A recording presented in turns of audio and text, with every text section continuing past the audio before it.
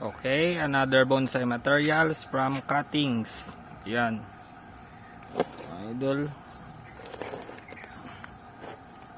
Yan. From cuttings po yan.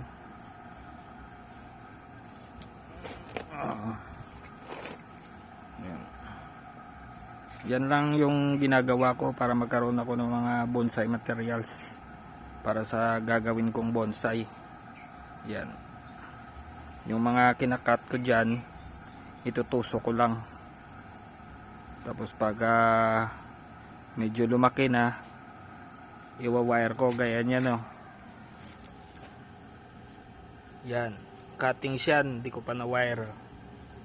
Ganyan lang, tusok lang. Tusok lang, tapos pag lumaki, iwa-wire.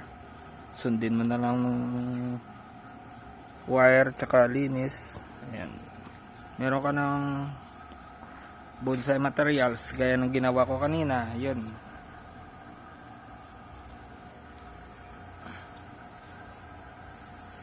Yan. Cuttings po yan. Yan mga hunting. From hunting yan. Yung mga malalaki from hunting yan. Yan. O ito mga maliliit from cuttings. Yan, cuttings po yan. Yan yung ini-next natin na i-wire. Yan. Ito wire.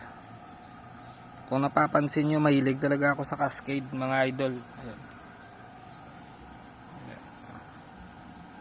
Mahilig talaga ako sa cascade. Kasi pag cascade na bonsai, kakaiba talaga.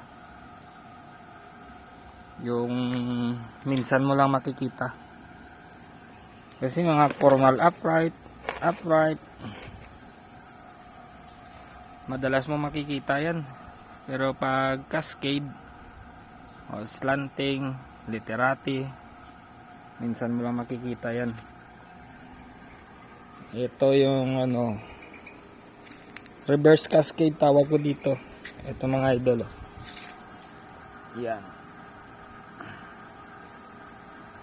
Yan, reverse cascade tawag ko dyan kasi nakakascade na yun, nasa baba na, tapos binalik ko lang. Binalik ko sa taas, kaya reverse cascade tawag ko.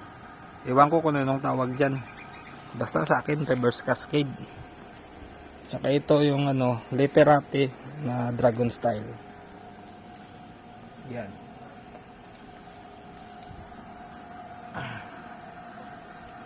Yan na idol. Tuloy-tuloy yan, wala yang putol. Tuloy-tuloy yan hanggang dyan.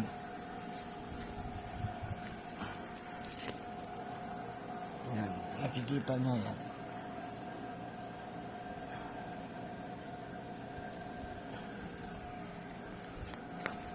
Kaya ito, yan, semi cascade, yan.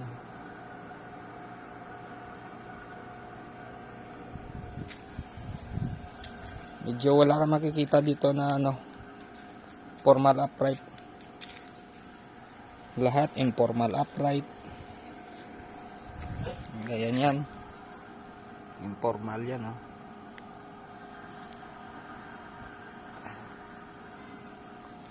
Yun lang, kung gusto mo magkaroon ka ng bonsai na sarili mong gawa, from cutting. Tapos i-wire mo na lang sa kung ano yung gusto mong style. Kasi pag nasa hunting ka, meron ng meron ng galaw. So ikaw na lang magdagdag.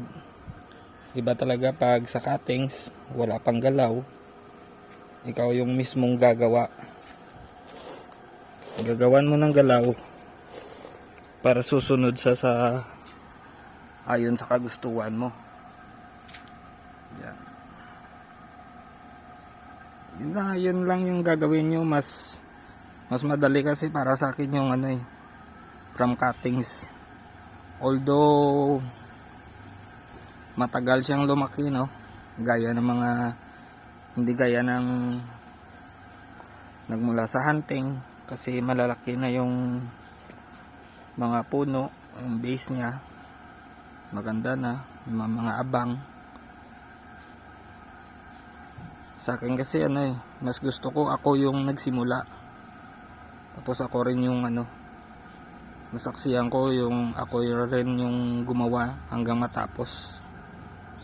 Yun yung gusto ko. Nga pala, sa mga nagtatanong kung saan ko natutunan yung pagbobonsai, wire, style,